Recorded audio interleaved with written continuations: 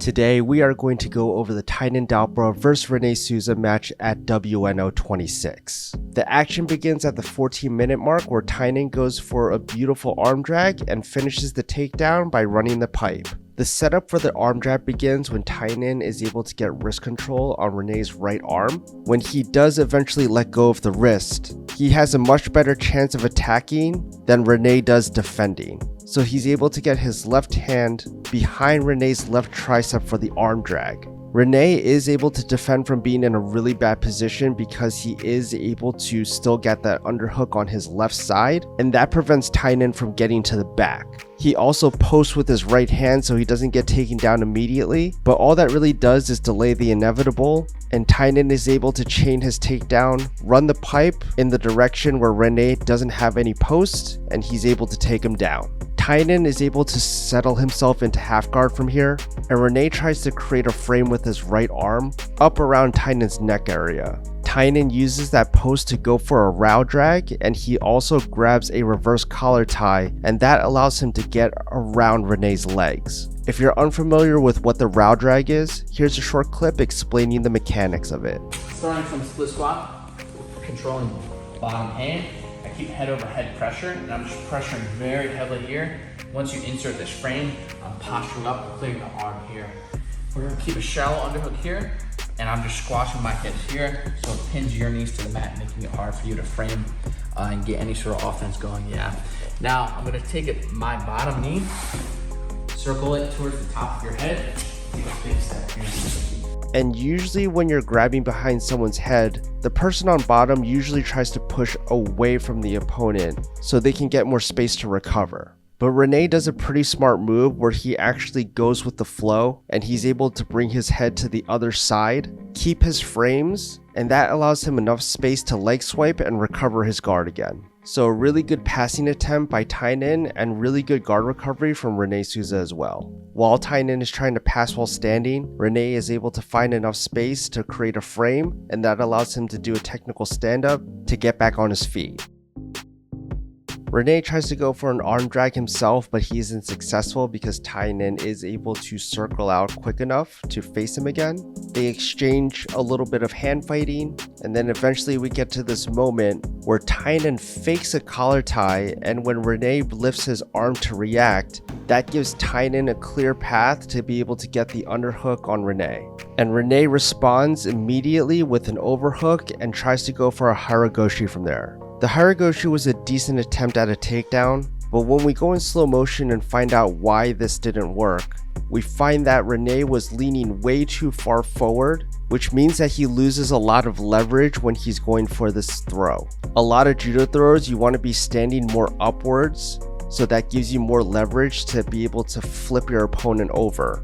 And in this takedown attempt, he didn't have enough leverage to fully flip Tainan onto his back, which creates a scramble situation, and Tainan is able to land back on top position again. Now from here, Tainan is trying to do all sorts of pressure passing. He's trying to go for knee cuts, he's trying to go for leg drags. He's overall just keeping very busy on Rene. Eventually we get to a point where Rene tries to lock his hands behind Tainan's left leg, and he looks like he's attempting to bring Tainan's hips over his own hips for either a leg entanglement to go for a leg lock or possibly for a sweep.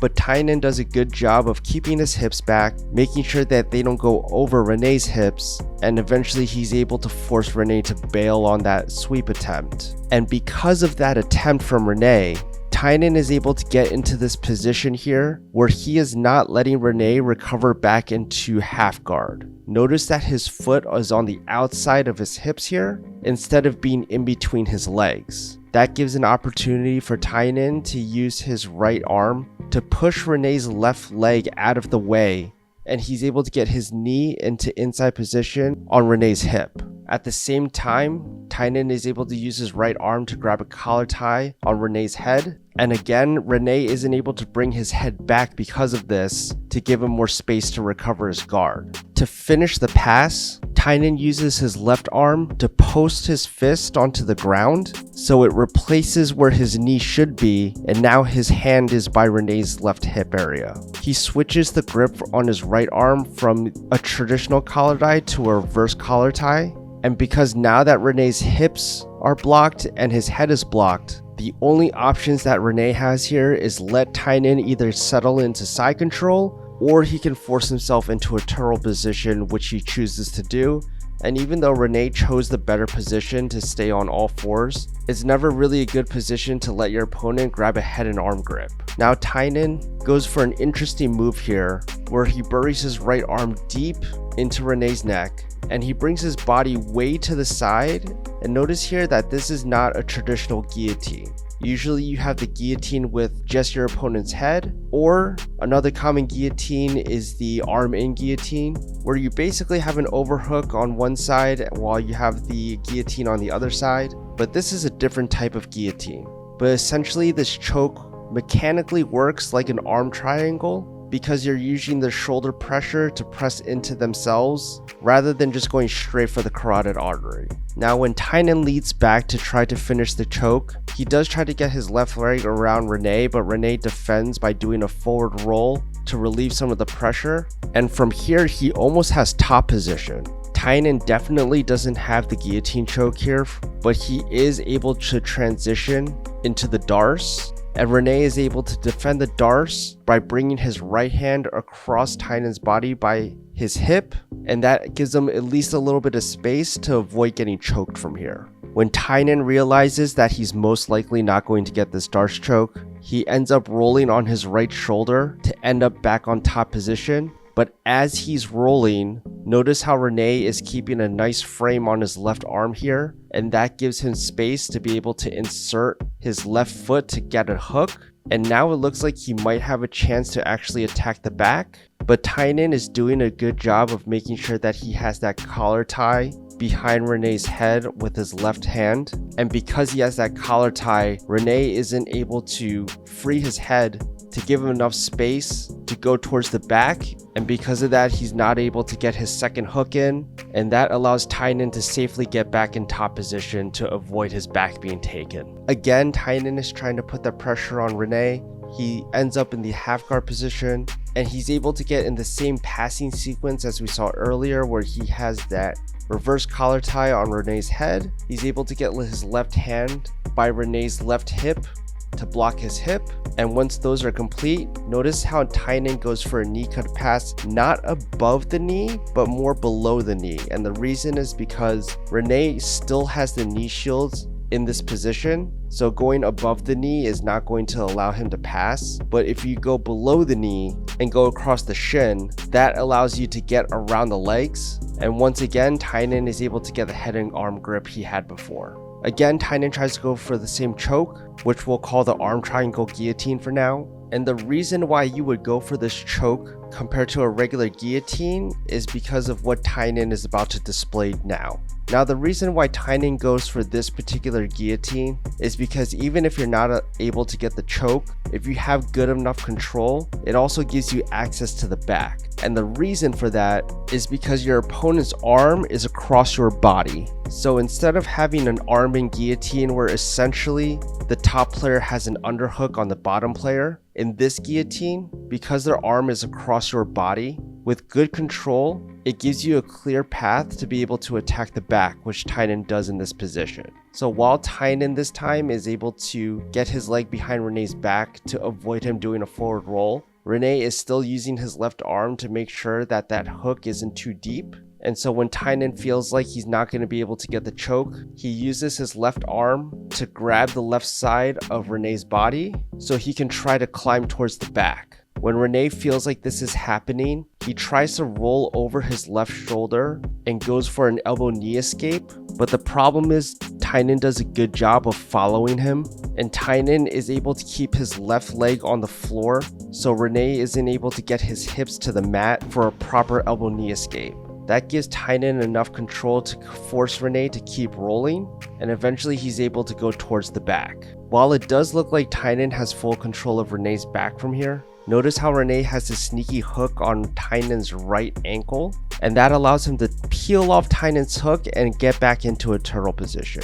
It was a good attempt from Rene to try to avoid back exposure, but he wasn't able to disconnect the seatbelt grip, and because of that, Tainan is able to follow him to the back, and then he's able to reposition himself so his center line is right on top of Rene. After a little bit of movement from both guys, Tainan is eventually able to insert his second hook and get full back control from here. Tainan is looking to try to sink in the rear naked choke, and from here it looks like it's just a matter of time. So Rene does a more risky move where he abandons upper body defense and doesn't try to fight the choke and forces himself into a turtle position with Tainan still on his back. Rene does a good job of hiding his chin to try to avoid the choke, and when he feels like the time is right, that's when he starts getting to his feet to try to shake off Tainan. Instead of Tainan continuing to go for the choke, he goes for the safer option and goes for double underhooks so he has more control compared to having a seatbelt grip.